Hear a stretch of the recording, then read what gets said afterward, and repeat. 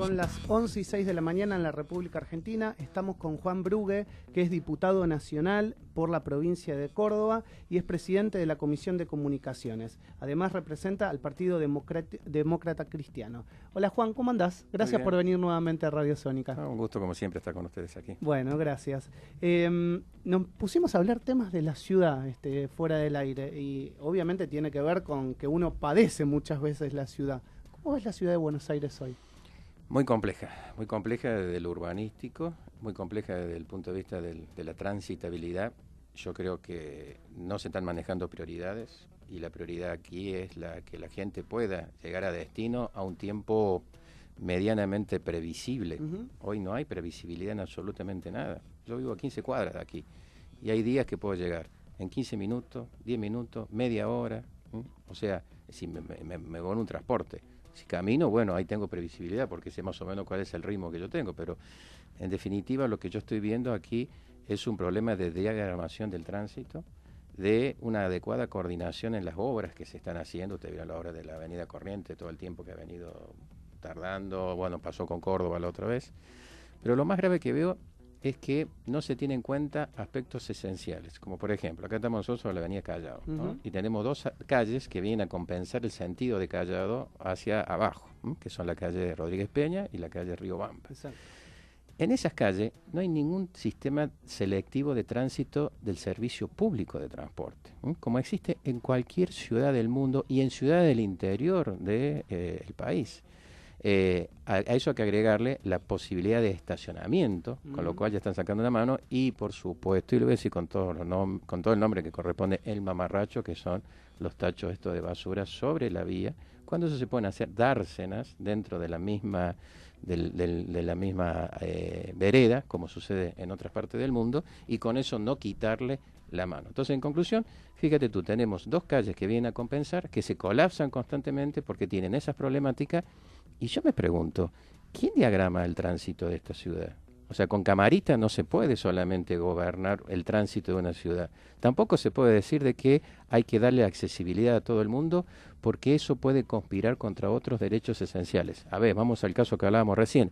A alguien le ocurre una urgencia médica en esta zona. ¿Cuánto demora el servicio de urgencia de llegar a la emergencia? Segundo, si ese servicio de urgencia tiene que trasladarse al hospital más cercano, ¿cuánto va a tardar en llevar? Cuando sabemos que esas unidades no están equipadas como las unidades, qué sé yo, de Londres, que me tocó ver, en donde prácticamente son hospitales andantes, sino que son unidades básicas que dan los servicios de emergencias básicos. Exacto. Pero la complejidad la tienen que desarrollar los centros asistenciales. Entonces yo me pregunto, si una persona se muere, ¿quién es el responsable? ¿El servicio de urgencia? ¿El hospital? ¿O el gobierno de la ciudad que no ha diagramado adecuadamente el tránsito para facilitar que esos servicios de urgencia se muevan? Yo fui testigo, anteayer fui testigo, yendo para en una cena, un almuerzo que tenía en el Sheraton, por la avenida esta, Arenales se llama, la avenida que va Arenales, exactamente, sí. Que tiene el solo bus, sí. Y las dos calles del costado estaban colapsadas totalmente, y vino una ambulancia y se metió por la zona del sonobús. Los colectivos no tenían espacio para dejarlo pasar a la ambulancia. O sea que hasta ni siquiera en este emprendimiento, que aparentemente ser interesante, bueno, de la zona exclusiva del sonobús, tiene de lugar los servicios de emergencia. Ni hablar de la policía, ¿no es cierto? Por eso las policías tienen que andar con moto, porque no hay otra forma que lo que le decimos nosotros comúnmente los patrulleros puedan avanzar en un ámbito colapsado. O sea, todo esto tiene un único y exclusivo responsable, que es el gobierno de la ciudad, el que tiene que diagramar y que tiene que pensar todos estos aspectos, ¿no? Y que no con las camaritas y con los semáforos inteligentes solo no alcanza. Te adhiero algo, para sacar el tránsito de arriba, o tenés que ir o por abajo o tenés que ir por arriba. Y la verdad que el gobierno de la ciudad no se lo ve demasiado compenetrado. De hecho, se lo pregunto todo el tiempo a los legisladores de la ciudad. ¿Por qué no seguir invirtiendo en subte? Y hoy no hay una sola obra programada a mediano plazo. Ni dudarlo, el subte es una herramienta muy útil, te da previsibilidad en lo que hablábamos recién. Todos tenemos que saber a qué hora tenemos que salir, a qué hora tenemos que llegar. Hoy las agendas de los que viven en esta ciudad se altera constantemente por el hecho de que no sabemos en qué momento se va a llegar. Ese evento que yo tenía allá empezaba a la 1, terminó empezando a las 2. porque todo el mundo llegó tarde por culpa del tránsito. No había forma de llegar ahí a Retiro por las vías, por las diferentes vías, ¿no? ¿Qué tal, Juan? Hola. Recordemos que la ciudad de Buenos Aires fue la primera ciudad en Iberoamérica que tuvo subte. Así Hoy es. tiene cerca de 60 kilómetros y Chile y San Pablo tienen 120. Madrid tiene más de 300 kilómetros. Nos quedamos muy atrás. Mi opinión, y quiero saber la suya, es que me parece que es una inversión muy a largo plazo, que son varias gestiones para lograr una extensión del subte, y hay un egoísmo político de yo no voy a poner plata para que la inaugure el otro. ¿Puede ser así o cuál es tu opinión? Yo creo que hay desidia, primero, ¿no? Porque realmente tomar decisiones de política de Estado que después van a trascender a los gobiernos, me parece que algo como de básico y lógico. Y este gobierno de la ciudad se ha jactado siempre de decir de que ellos tienen criterios modernistas, que tienen criterios, digamos, de gobierno superado, abierto, transparente, pero hay que darle solución a la gente. O sea, todo eso es muy bonito, es lindo, pero hay que darle solución. Y en esto, concretamente, coincido totalmente con vos. Aparte, en la ciudad con mayor posibilidad económica del país. A ver, o sea, yo vengo de la ciudad de Córdoba. Hacer un subte en la ciudad de Córdoba es bastante complicado, y a pesar de eso lo estamos estudiando profundamente porque hay que avanzar también en esa línea. Pero acá, que es una ciudad que tiene recursos importantes, que sabemos muy bien que el subte se va a autofinanciar, entre comillas, porque si realmente está puesto en los lugares que corresponde, me parece ya un término, el correcto sería desidia en no avanzar. Y se pueden ir inaugurando por tramos. Te voy del punto de vista político, como vos me decís. Bueno, un tramo, si vos lo empezás a hacer a principio de tu gestión, y bueno, antes de terminar los 4 años de tu gestión, obviamente que algo vas a inaugurar. O hay obras, y lo conocemos por el gobierno nacional anterior, que se inauguraron como 5 veces y nunca se terminaron. O sea, que si vamos a eso, esa es una excusa que yo creo que no vale en este tema. En la ciudad de Buenos Aires hay plata, el gobierno de la ciudad tiene plata.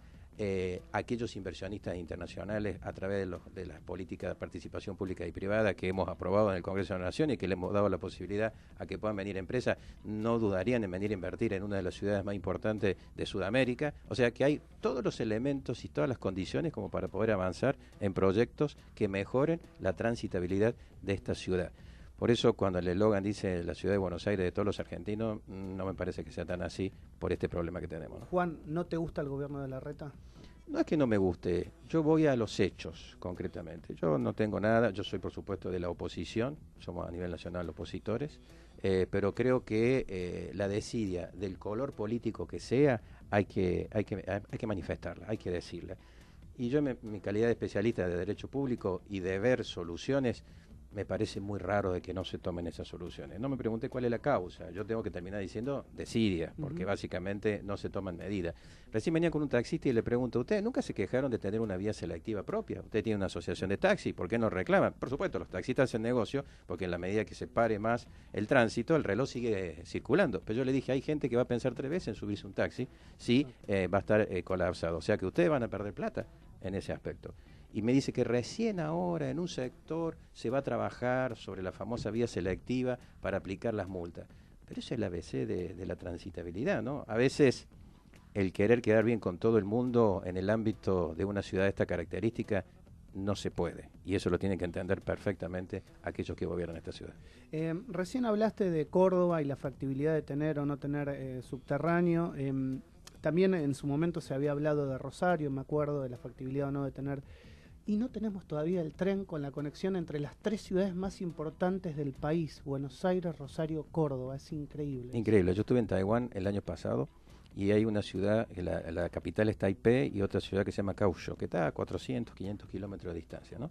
Y nos llevaron para ver un parque industrial. Y nos subieron en un tren rápido, anda cerca de 200 kilómetros por hora, ¿no? Yo, por supuesto, lo primero que pregunté es dónde están los cinturones de seguridad. Uno, ¿viste? Desconfiado. No, podés ir tomando un vaso de agua que no se mueve absolutamente nada porque usan los sistemas magnéticos, ¿no? Bueno, y yo le pregunté, bueno, este tren tienen uno por semana. O sea, diciendo, es un tren caro. No, 10 servicios por día. Me quedé mudo, helado, y dije, no puede ser que un país de las dimensiones de Tucumán, porque eso es Taiwán, es una isla, la famosa isla Formosa, tenga ese sistema de tecnología y nosotros con llanura, en donde no necesita mucha inversión, sino que realmente la decisión política, no podamos unir Córdoba, Rosario y Buenos Aires con un tren rápido. No te digo 200 kilómetros, pero por lo menos que a 150 vaya, porque hoy, te doy un dato, de Córdoba a Buenos Aires el tren tarda 16 horas. Es increíble, es increíble. Época de la carreta, hemos vuelto a la época de la carreta. No, es increíble. Y además también eso descongestionaría muchísimo la Ruta 9, es decir, la autopista tanto Buenos Aires-Rosario como Rosario-Córdoba, que también tantos accidentes se generan. Y además, en su momento, estas autopistas ya quedaron, a pesar de que hace poco que se inauguró Rosario-Córdoba, ya quedó chica. Seguro, estamos nosotros peleando ya por la tercera, ya quedó chica. La tercera manga que se llama, o la tercera mano, porque ya no alcanza y obviamente se producen importantes accidentes. En eso el gobierno de Córdoba está invirtiendo en la tercera manga en varias rutas de lo que es el Gran Córdoba. De hecho, la autopista Córdoba Carlos Paz ya se está materializando la tercera manga y por lo tanto hoy es una vía un poco más accesible y transitable con la ciudad turística importante que tiene la provincia. El otro día leía sobre una mega obra que se está tratando de hacer en Córdoba, que es justamente un puente que puentee justamente la zona entre la autopista Córdoba-Villa Carlos Paz con los valles, para no pasar por la ciudad de Villa Carlos Paz. Lo que se llama el derivador azul o costa azul.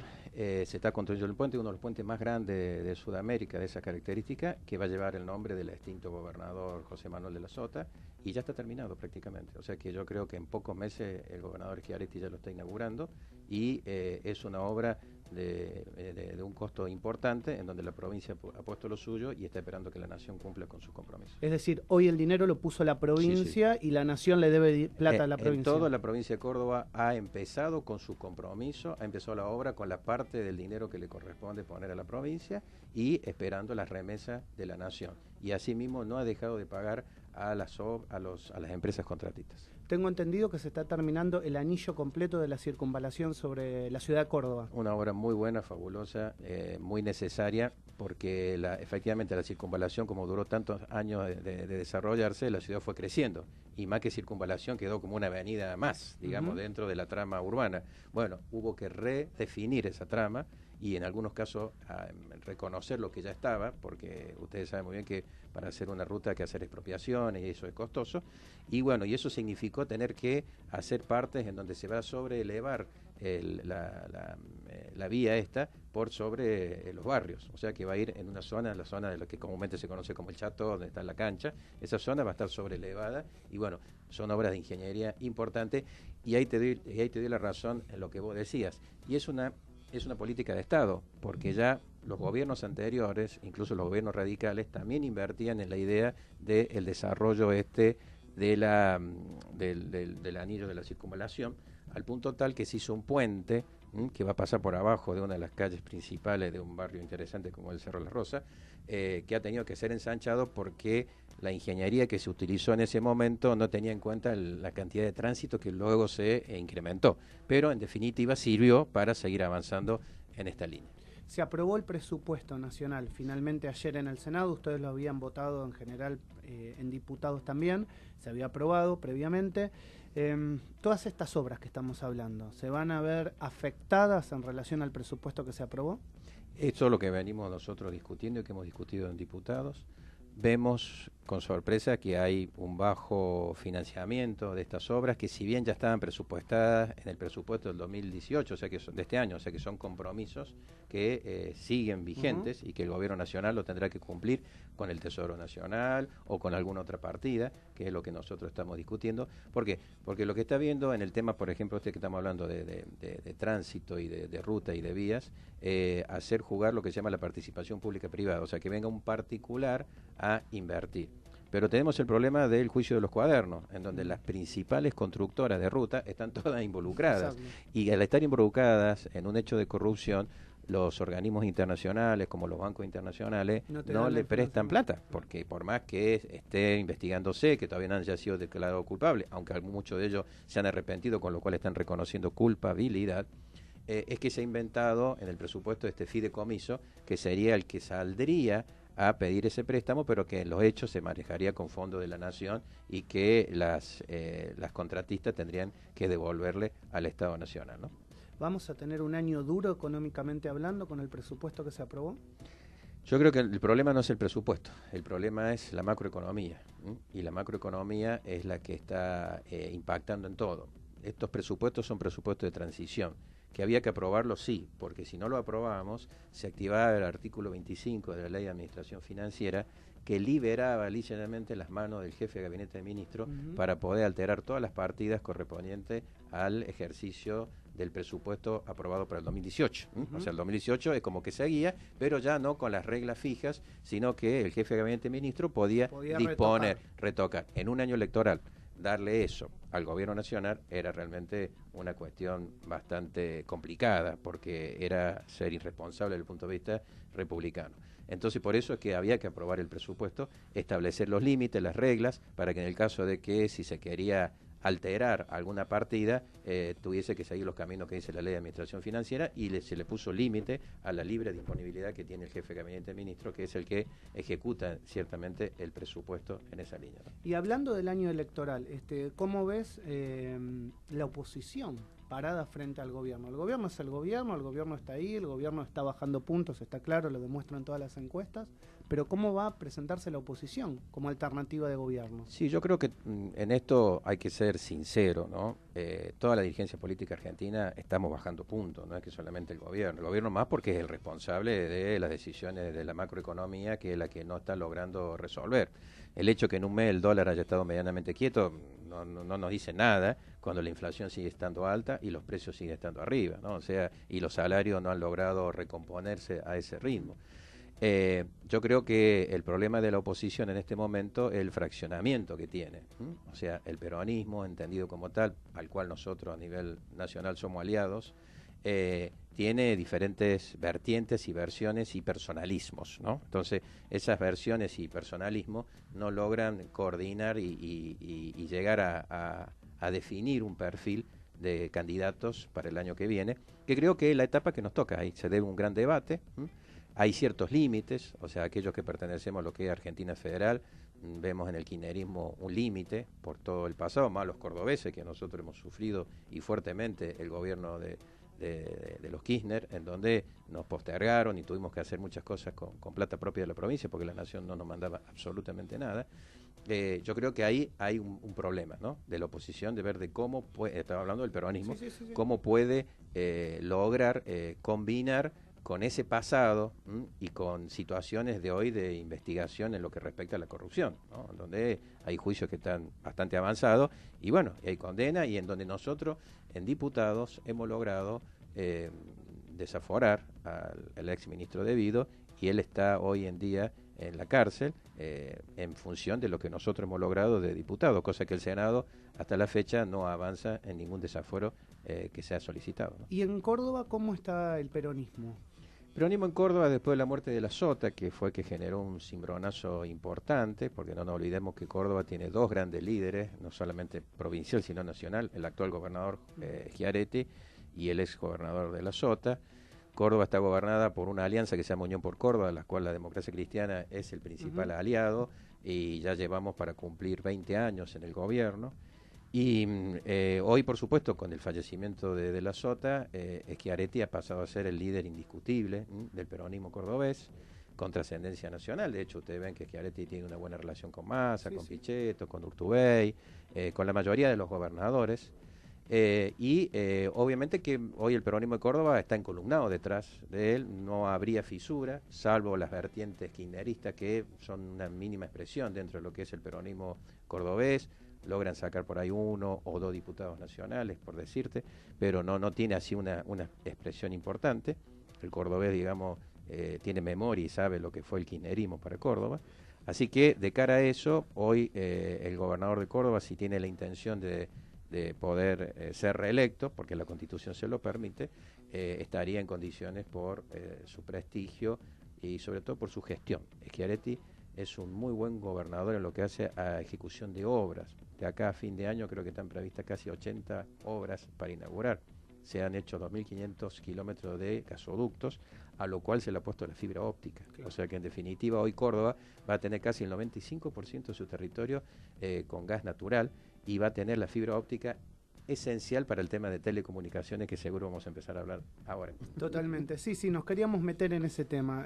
Luciana, previamente te quería preguntar. Sí, te quería en este sentido hacer la pregunta sobre el proyecto este que se está tratando de papel prensa, que para sacar las regulaciones de la empresa y en el precio y que deje de garantizar el papel, para la redundancia. Sí, con la irrupción del Internet y de los medios digitales, ¿no?, se ha producido una transformación muy grande en lo que es los medios de comunicación gráficos.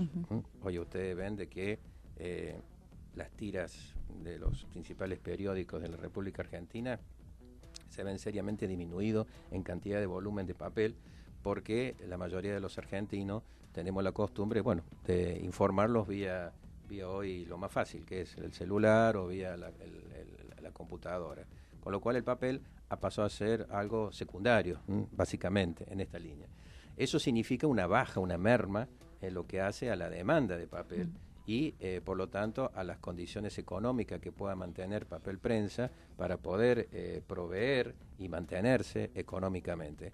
Por eso, hoy las grandes papeleras del mundo no solamente incursionan en el ámbito de lo que es el papel de uso para libro o para los medios de comunicación gráfico, sino también que incursionan en otros tipos de productos que sí está demandando el mercado en el tema de papel. Estamos hablando de bolsas, estamos hablando de productos de paqueterías, etcétera, que para eso requiere una inversión, porque las máquinas que hoy se tienen no están preparadas para ello, y segundo, requiere abrir nuevos mercados. Bueno, la ley de papel prensa prohibía expresamente este tipo de actividades, o sea, no podía diversificarse en su actividad y por lo tanto hacía falta liberar de ese corsete. El otro aspecto también importante señalar el tema del valor económico. Hoy establecer trabas económicas cuando sabemos bien que hay cambios inflacionarios, que hay situaciones que están alterando la ecuación financiera que tiene que tener cualquier tipo de empresa, en la cual papel prensa no es una isla, es parte también de la economía. Veíamos como que era una traba que podía llevar directamente a la quiebra y con eso las consecuencias con todos los empleados que tiene, ¿no? Juan, hablemos un poco de telecomunicaciones. ¿Cómo está Argentina hoy parada frente al derecho comparado, es decir, frente al resto de los países? ¿Cómo estamos con la ley que tenemos hoy? ¿Cómo están amparados los medios, si es que lo están? ¿Y cómo está inserto el mundo tecnológico en esa ley? Bueno, tendríamos que hablar mucho sobre eso, pero vamos a hacer lo más sintético posible en función a las novedades legislativas, ¿no? La novedad legislativa que hoy tenemos, que en la Comisión de Comunicaciones, la semana pasada, tuvimos una reunión en donde citamos a todas las asociaciones de medios, vinieron los gráficos, los radiales, las televisiones públicas, las televisiones cerradas, vinieron las asociaciones de protección de derechos de autor, de los libros, o sea, todos vinieron a reclamar que la famosa media sanción que tuvo el Senado sobre responsabilidad de proveedor de Internet no contemplaba las nuevas realidades. Y tiene razón, porque esa ley que tuvo su origen en un proyecto del senador Pinedo es de hace 2 años, y de acá a 2 años ha habido un cambio total en lo que son las redes sociales. Bueno, la palabra mágica la usó el mismo CEO de Facebook frente al Congreso norteamericano cuando dijo regúlenme, porque él no sabía hasta dónde, qué es lo que podía hacer o no, y qué tenía que controlar y qué no tenía que controlar, o sea, porque se desbordó absolutamente todo. Entonces ahí nació una nueva necesidad, ¿no?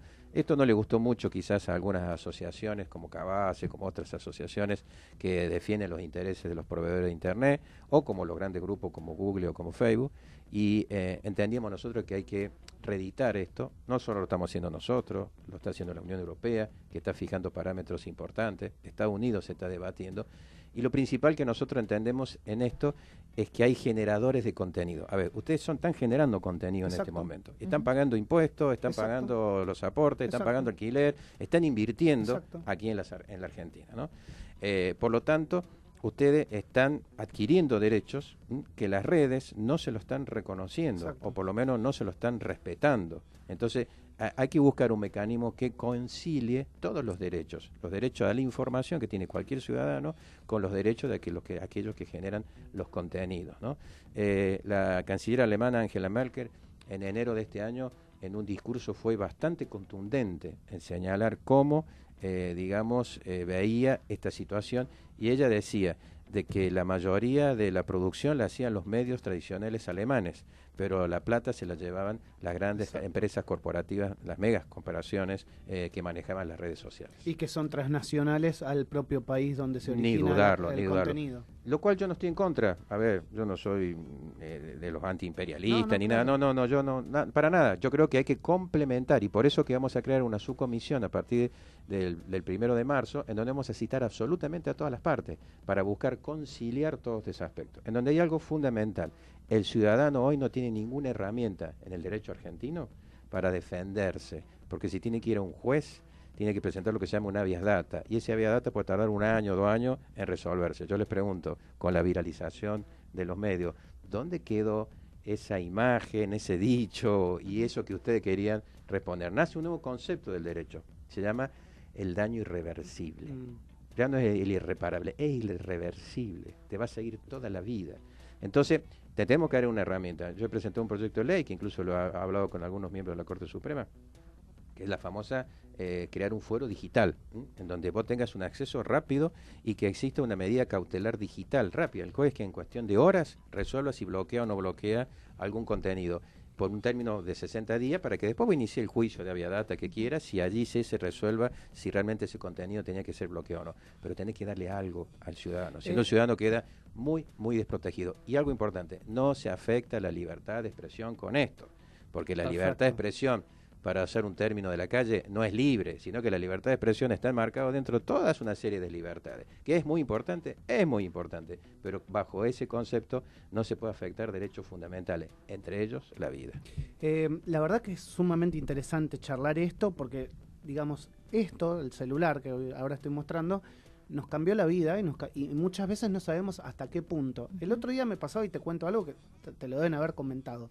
Vos decís cualquier cosa y te está apareciendo publicidad de eso que decís, no sé, vos decís Río de Janeiro y en 5 minutos tengo publicidad en Facebook sobre Río de Janeiro. Entonces yo digo, ¿hasta dónde también no hay una violación de derecho a la intimidad? Porque eso es una publicidad que creo que es eso solo, pero yo no sé si acá no hay otra forma de escuchar, si no hay otra forma, si, no sé, la compañía esta, Apple, por ejemplo, en este caso, como puede ser Samsung, como puede ser cualquiera, no tiene mecanismos en los cuales también está escuchando el ciudadano, y hasta dónde no hay violaciones al derecho de la intimidad de uno, ¿no? Seguro, por eso es importante avanzar en una ley sobre el derecho del usuario de Internet, que no existe así en su completitud. Por supuesto hay que trabajarlo a nivel continental, porque solo de un país no se puede. Sí, de hecho, hemos ya anunciado que en el mes de marzo vamos a hacer un encuentro con el apoyo de la Presidencia de la Cámara de Diputados, de todos los de todos los presidentes de Comisión de Comunicaciones de Latinoamérica, acá en Buenos Aires, lo vamos a impulsar nosotros desde la Comisión. Pero te han transmitido esta misma preocupación, pero, ¿no? Dudarlo. Lo que pasa es que te voy a dar 2 respuestas. La primera,